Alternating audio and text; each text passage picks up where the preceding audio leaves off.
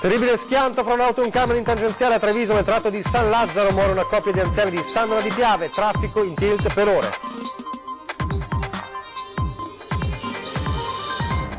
Domattina a Treviso l'addio a Gilberto Benetton, zona del Duomo blindata per i funerali, piazza Transennata e massima attenzione da parte delle forze dell'ordine. Su Antena 3 la diretta dalle 10:45.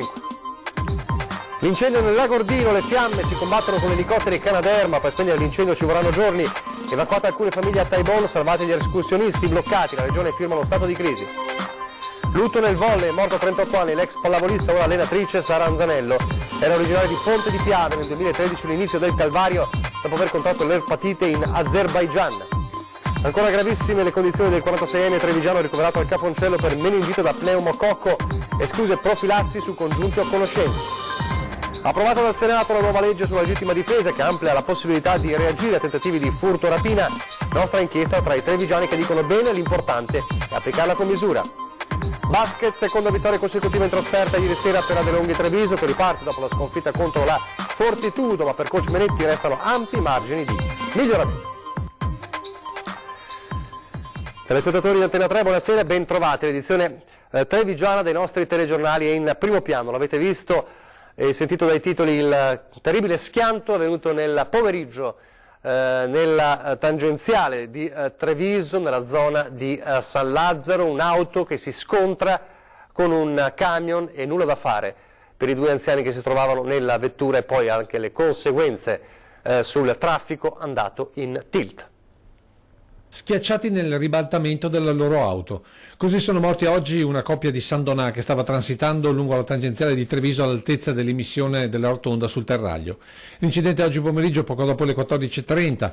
La Saab su cui viaggiava la coppia, lui di 76 anni, lei di 74, proveniente da Sandonà, stava transitando da Silea verso Paese, quando poco dopo il cavalcavia sul Terraglio, probabilmente in fase di sorpasso di un mezzo pesante, il conducente ha perso il controllo dell'auto che prima avrebbe impattato contro il tir per poi rovesciarsi e carambolare più volte, finendo la sua corsa capovolta e a ridosso del guardrail. Nulla da fare per i due occupanti, morti schiacciati dal tetto dell'auto. I corpi sono stati estratti dai vigili del fuoco che hanno utilizzato una gru per sollevare il mezzo. Illeso il conducente del camion che nulla ha potuto fare in soccorso della coppia. L'incidente ha bloccato il traffico per gran parte della tangenziale, mentre forti rallentamenti si sono verificati anche sull'altra corsia a causa dei numerosi curiosi in transito. Sul posto per i rilievi gli agenti della municipale di Treviso. E nessun fascicolo in procura a Treviso sull'incidente in cui ieri sono rimasti feriti 17 studenti di Mestre sulla Feltrina a Montebelluna. Le lesioni riportate dai ragazzi nell'uscita di strada e con successivo ribaltamento di un pullman turistico a 2 piani non sono state fortunatamente gravi. Trattandosi di contusioni ed escoriazioni non ci sono perciò gli estremi per procedere d'ufficio. Un'eventuale inchiesta sarà aperta solamente in caso qualcuno sporga querela nei confronti dell'autista del mezzo. Adesso a Treviso, in città, una città che attende domani di dare l'addio a Gilberto Benettone. Sarà un addio in una piazza del Duomo blindata, perché attese moltissime persone, e anche quanto accaduto sui social in questi giorni, i veleni sui social molto criticati hanno convinto le forze dell'ordine ad alzare comunque il livello di attenzione. Ci saranno anche deviazioni al traffico. Sentiamo. Una Treviso a lutto si prepara per i funerali di Gilberto Benetton, che si svolgeranno in Duomo domani mattina alle 11. A celebrare il rito funebre Donna Adelino Bortoluzzi, negli ultimi anni diventato un punto di riferimento spirituale per l'imprenditore. Io l'ho incontrato grazie alla figlia Barbara che frequentava la mia parrocchia. Un imprenditore, ma soprattutto un uomo che con i fratelli, orfano a 14 anni, aveva trovato nell'oratorio di Santa Bona i valori che l'hanno fatto crescere, e con lui tante altre famiglie in quel fenomeno imprenditoriale che sono stati i Maglioni Benetton. Una galassia che oggi conta 70.000 tra collaboratori dipendenti e che grazie alle intuizioni di chi teneva i conti tra i 4 fratelli ha saputo anticipare i tempi nella diversificazione di investimento, diventando uno dei gruppi più solidi d'Europa e del mondo. Pirelli, Mediobanca, Telecom, Autogrill, Autostrade, tutto il mondo finanziario Benetton faceva capo a lui. Per questa domani a Treviso sarà gremita di volti famosi e personaggi importanti di tutti i generi. Atteso Briatore e Marco Tronchetti Provera, ma soprattutto il suo mondo sportivo, dal basket al volley che ha voluto far crescere al Palaverde. Sarà però un funerale blindato. Alcune reazioni violente arrivate sui social nella sera della scomparsa hanno indotto la famiglia ad organizzare un rigido servizio d'ordine. Telecamere e giornalisti saranno tenuti a distanza da un uomo che non conterrà la folla prevista per l'ultimo saluto. Per questo la piazza sarà transennata e traffico deviato. Abbiamo predisposto due tipi di provvedimento, un provvedimento dove è stata disposta il divieto di sosta in Piazza Duomo per poter garantire a tutti i partecipanti, non a tutti chiaramente perché non ci staranno, i partecipanti alle esequie la possibilità di parcheggiare, essenzialmente le autorità, che presumiamo saranno molteplici e numerose. Per quanto riguarda invece la viabilità ordinaria, l'area del Piazza Duomo verrà chiusa dalle 8:45 del mattino fino a cessate esigenze, al fine appunto di garantire la sicurezza dei partecipanti. Adesso torniamo nella Gordino per l'incendio che da ieri sta tenendo con il fiato sospeso Agordo e Taibone. La cenere, trasportata dal vento, ha raggiunto anche il Trevigiano. Tanta paura per noi e per la comunità intera della Valle di San Lucano. I boschi della Gordino bruciano ancora. Per spegnere il vasto incendio scoppiato ieri in Valle San Lucano ci vorranno dei giorni. Il presidente della regione del Veneto, Luca Zaia, ha firmato lo stato di crisi. Intanto in mattinata sono stati tratti in salvo i due escursionisti bellunesi di 29 e 34 anni rimasti intrappolati dal fronte del fuoco. Dopo una notte di marcia, una squadra di 10 soccorritori con l'ausilio dell'elicottero del soccorso alpino li ha recuperati in un canalone innevato, infreddoliti ma in buone condizioni, e non c'è, come ipotizzato in prima battuta, un terzo disperso. Tutte le operazioni si concentrano ora sullo spegnimento del fuoco, arrivato a poca distanza dall'abitato di Col di Pra, dove è stata disposta, oltre alla chiusura delle strade, l'evacuazione delle famiglie che abitano nella zona nord. Il vento è calato, in giornata hanno potuto levarsi in volo 8 tra elicotteri e Canadair per spegnere dal cielo l'incendio che altrimenti via terra sarebbe praticamente impossibile domare. No, mai viste qui in Valle di San Lucano un incendio così devastante, di dimensioni molto grandi, con un incendio mostruoso. Noi da qui distiamo circa una baita che è circa 300 metri dal paese, dove siamo stati allertati ieri dall'unità dei vigili del fuoco per andare a tirare fuori tutti i beni che avevamo all'interno della baita. Per fortuna che avevamo le strade, che potevamo arrivare alla baita per prendere le cose necessarie. Poi noi siamo andati con i bambini su un'altra casa qui vicino, che avevamo possibilità di andare per il pericolo. Ha preso paura, signore? Sì, abbastanza, perché noi abbiamo proprio il fienile qua sopra, dove sono stati là i vigili questa notte.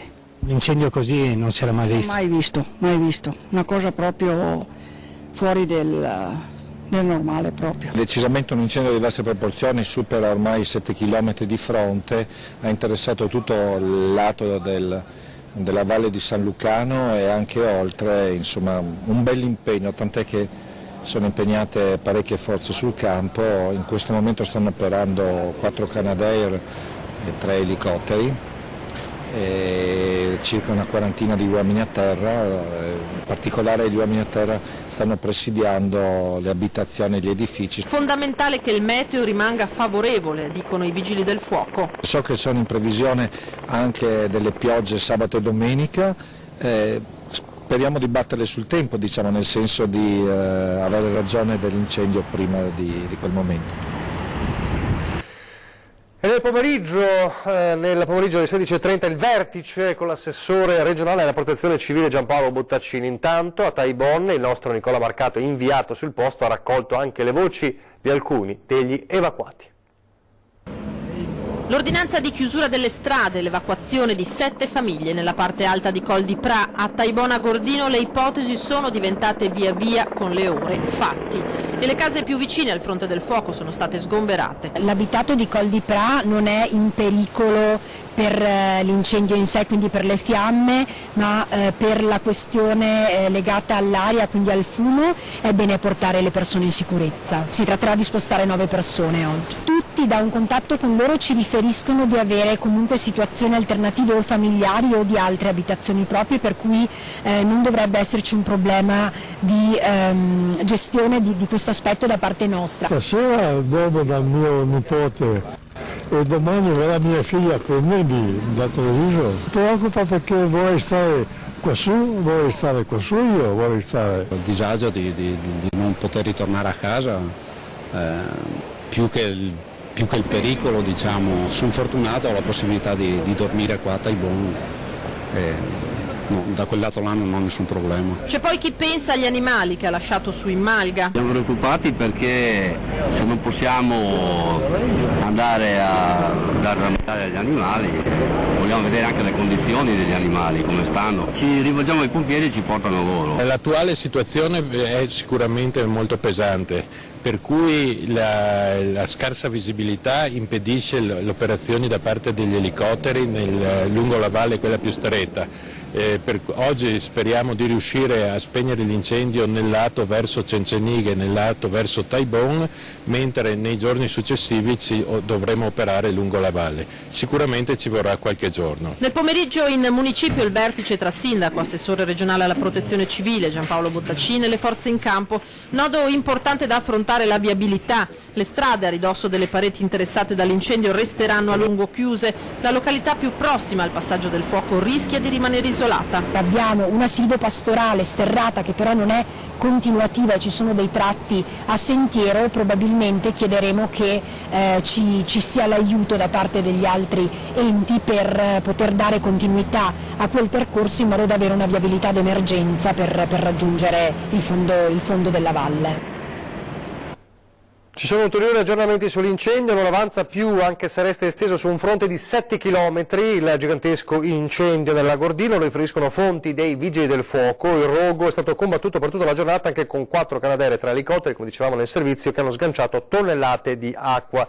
E l'assessore regionale Bottacin, al termine della riunione del vertice a Taibon, dice: situazione migliora ma siamo all'inizio dell'emergenza, in campo 9 velivoli, potrebbe essere l'evento più esteso in Veneto da decenni. E adesso lasciamo questa pagina dedicata all'incendio nel Lagordino per parlare di una tragedia, perché è morta l'ex pallavolista veneta Sara Anzanello. La giocatrice di Ponte di Piave aveva 38 anni, in passato aveva subito un trapianto di fegato dopo una gravissima forma di epatite contratta in Azerbaigian. Lungo tra la vita e la morte aveva affrontato la riabilitazione ed era diventata allenatrice per la FIPAV Venezia. Aveva iniziato la sua carriera nelle giovanili del volley Salgareda. Nella stagione 95-96 fece il suo esordio nel mondo del volley professionistico. Nel 1998 l'esordio nella nazionale maggiore e poi nel 2002 il trionfo, l'oro ai mondiali. A marzo 2013 l'inizio del calvario. È un giorno davvero triste per lo sport veneto nazionale, ha detto il presidente Luca Zaia in una nota. L'addio a Sara, continua, è dolorosissimo, innanzitutto per i suoi familiari, ma anche per la prematura scomparsa di questa atleta brava e forte, colpisce tutti noi. Come comunità trevigiana ci stringiamo nel ricordo commosso a questa donna straordinaria, costretta a un calvario sanitario affrontato con il coraggio e la testardaggine che aveva sempre dimostrato nei campi di gioco. Ed è ancora in gravissime condizioni il 46enne trevigiano che ha contratto la meningite da pneumococco ed è ricoverato da ieri all'ospedale Cafoncello di Treviso, escluse però profilassi su congiunti o conoscenti in quanto questa forma di meningite fortunatamente non è epidemica. Sono ancora gravissime le condizioni del 46enne trevigiano ricoverato nel reparto di rianimazione del Cafoncello per un caso di meningite da pneumococco. I medici stanno tentando ogni cura per combattere questa infezione, scoperta ieri pomeriggio dopo l'arrivo al pronto soccorso dell'uomo che l'altra sera aveva accusato febbre, mal di testa e mal d'orecchi. Sospettando un'otite aveva assunto delle gocce contro il dolore e poi si era coricato. Poi le condizioni si erano ulteriormente aggravate e la moglie aveva convinto a recarsi all'ospedale. Da lì le analisi del reparto di microbiologia avevano accertato il batterio pneumococco che ha scatenato la meningite che in alcuni casi ha purtroppo conseguenze mortali. Nessuna profilassi però è stata predisposta in quanto questa forma di malattia non dà origine a focolai epidemici. Nello scorso anno il boom di meningiti da pneumococco con oltre 10 casi in soli 2 mesi. Secondo i medici l'infezione si scatenerebbe dall'ammiramento di una forte forma influenzale accompagnata da una faringite che permette al batterio di diffondersi. E adesso parliamo di una rapina, un assalto a un centro commerciale che sia stato ad Este, perché sono fuggiti a bordo di una BMW rubata proprio a Treviso, ritrovata avvolta dalle fiamme in provincia di Padova. I responsabili, i banditi che hanno messo a segno questa clamorosa rapina nel centro commerciale Extense con un bottino di quasi 30.000 euro ieri sera. 3 uomini che secondo le testimonianze di clienti e dipendenti avevano il volto coperto ed erano armati di fucili e pistole, che hanno raggiunto il negozio all'interno della struttura e minacciando la commessa si sono fatti consegnare oggetti in oro per un valore di circa 25.000 euro oltre all'incasso pari a 4.000 euro. Al vaglio degli investigatori le immagini delle telecamere di videosorveglianza e dunque l'auto usata dai banditi e poi trovata bruciata era stata rubata a Treviso, una connessione, quindi l'inizio di questa vicenda che nasce nella Marca trevigiana. E adesso, per parlare di sicurezza, a proposito di rapine, il sì del Senato alla riforma della legge sulla legittima difesa dovrà vagliare, dovrà passare ovviamente anche il vaglio della Camera dei Deputati, ma è un passo ulteriore verso questa modifica che fa dibattere la gente, fa discutere, perché c'è chi si chiede: è davvero un modo migliore per finalmente per difendersi in casa oppure per farsi giustizia da sé con tutti i pericoli connessi? Allora abbiamo sentito l'opinione dei trevigiani. È la polizia che deve proteggersi e quindi dobbiamo rivolgerci alla polizia, non a leggi strampalate che dopo magari fanno peggio di quello che vogliono rimediare. Era ora che provvedessero in qualche maniera a mitigare la situazione che esisteva.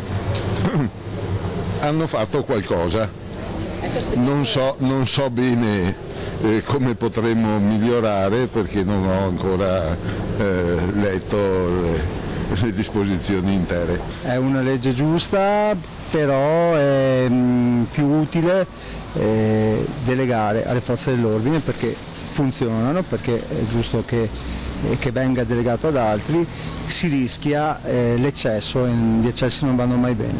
Non essere un gangster o un Rambo, ma comunque avere la possibilità di poterti difendere, tanto vieni a trovare me a casa, non vengo io a trovare te. Questo? Sparare appena uno entra in casa no, però se mi sento un attimino offeso mi difendo. Io avevo la pistola, l'ho data via per non averla. Benissimo, era ora, basta l'assistenza gratuita della vittima, è già qualcosa. Dipende dalle circostanze, però sicuramente insomma, dare al cittadino la possibilità di difendersi nella misura giusta, comunque, per carità. È un problema perché quando ti vengono in casa, soprattutto a una certa età, paura è tanta. Pochissimi istanti di pubblicità, poi torniamo con il telegiornale di Treviso.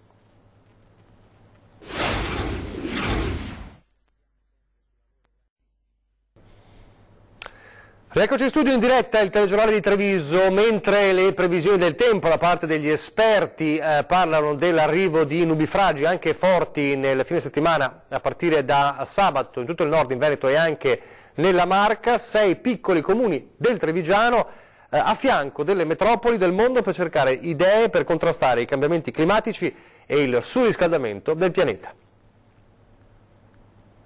Ce l'abbiamo tutti, il problema del clima non è che si ferma al confine con le grosse città, si espande dappertutto e quindi dobbiamo cominciare a lavorare e a capire che così non si può andare avanti e che bisogna fare qualcosa. È in questa ottica che i 6 comuni che compongono il Contratto del Fiume, Roncade, Monastier, Meolo, San Biagio di Callalta, Breda di Piave e Carbonera hanno chiesto e ottenuto l'adesione alla maratona planetaria Climaton dedicata ai cambiamenti climatici. La realtà più piccola è iscritta all'evento che vede coinvolte le principali metropoli del mondo, da New York a Hong Kong, da Londra a Sydney. Come amministratori, ma non solo come amministratori cittadini, non possiamo più rimanere inermi davanti a questo problema, che è un problema serio. Noi prima avevamo già attivato da 4 anni a questa parte un processo partecipativo che aveva lo scopo della tutela delle componenti ambientali del fiume, Meolo, Valle Musestre. In questo caso combiniamo, diciamo così, ecco, i due aspetti, cioè quello della tutela ambientale dei fiumi e dall'altro quello naturalmente di trovare, di escogitare delle proposte, delle soluzioni, delle idee nuove per raggiungere questo obiettivo che naturalmente va affrontato a livello globale ma anche a livello locale, quindi pensare globalmente e agire localmente. Uno scambio di idee planetario sui cambiamenti climatici e la riduzione delle emissioni, declinato nel territorio come buone pratiche per ridare vigore alla rete idrografica minore, che dagli anni 50 a oggi si è ridotta addirittura, dicono gli studi, del 90%, e così facendo contribuire alla sua sicurezza e alla sua tutela. A Monastir si confronteranno amministrazioni locali, consorzi, associazioni ambientaliste, agricoltori, pescatori. I 6 comuni stanno portando avanti però anche altri progetti. Già come contratto di fiume abbiamo fatto qualcosa di interessante, tipo abbiamo fatto un regolamento sui fitofarmaci uguale per tutti e stiamo lavorando per un regolamento di polizia urbana da poterlo sviluppare assieme. Siamo allo sport con il basket, la De Longhi Treviso Basket che esce vittorioso dalla trasferta di Cagliari. Per coach Manetti però ci sono ampi margini di miglioramento ulteriore. Ancora dei momenti che alterniamo cose bellissime, una grande ingenuità sia sotto l'aspetto difensivo che sotto l'aspetto offensivo. È chiaro che è il nostro obiettivo finale e la cosa più difficile è trovare 40 minuti di continuità. Coach Manetti è inflessibile, Treviso torna dalla trasferta isolana di Cagliari con una vittoria più 15, ma il condottiero del team vede ancora elementi che non quadrano nella sua De Longhi. Certo, il secondo trionfo consecutivo in trasferta è importante e la ripartenza dopo lo stop con la Fortitudo c'è stata, ma a voler guardare bene Treviso ha faticato più del dovuto a ingranare la marcia. Abbiamo fatto i primi 2 quarti un po' in difficoltà, un inizio di terzo quarto dovevamo stare molto attenti, poi quando finalmente siamo riusciti ad essere veramente continui nella parte difensiva siamo diventati anche naturalmente molto più efficaci in attacco. Treviso Basket con il lutto al braccio per onorare la memoria di Gilberto Benetton. La De Longhi c'è, ma Cagliari non molla. I sardi resistono un tempo prima di cedere sotto le pressioni di un Barnett nuovamente protagonista, ben supportato da Wines e Tessitori, Imbrò e Alviti. Finisce 72-87 con il team di Menetti che guarda già a domenica per una nuova trasferta a 100. Obiettivo doppietta fuori casa per ritemprare spirito e classifica. Quello che cerca coach Menetti è continuità e non solo sprazzi di grande basket. Ancora abbiamo problemi nelle disattenzioni, soprattutto nel riconoscere quelli che sono i giocatori avversari caldi e questi sono gli errori imperdonabili e queste sono naturalmente le cose per esempio che dobbiamo insieme alle palle perse, soprattutto le palle perse tra virgolette stupide, le cose che dobbiamo imparare velocemente. La montagna in fiamme, fra poco a 20:10 per parlare della situazione di Agordo, della zona dell'Agordino e dell'incendio, con tutte le ultime novità, con l'assessore regionale alla protezione civile Giampaolo Bottacin, di ritorno proprio dal vertice che c'è stato nel pomeriggio di oggi, e poi collegamenti nuovamente in diretta con la zona di Taibon Agordino. È davvero tutto, vi lascio le previsioni del tempo, grazie per averci seguito e arrivederci.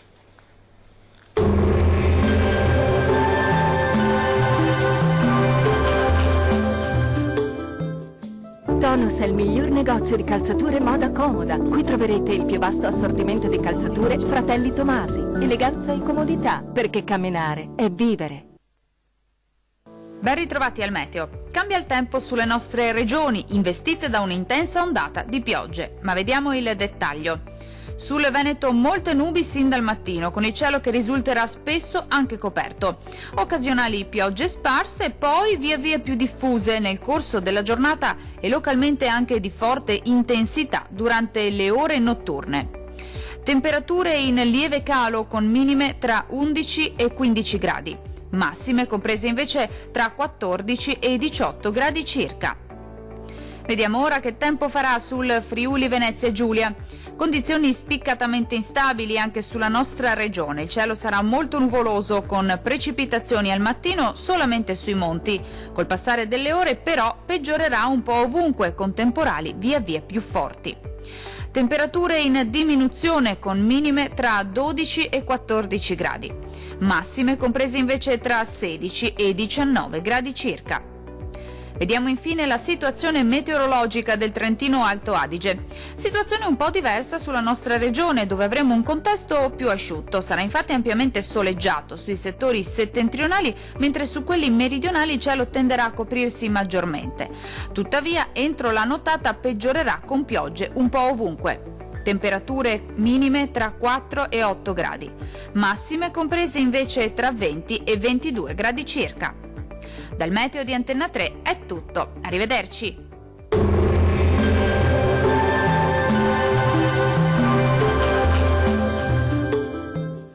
Tonus è il miglior negozio di calzature e moda comoda. Qui troverete il più vasto assortimento di calzature Fratelli Tomasi, eleganza e comodità, perché camminare è vivere.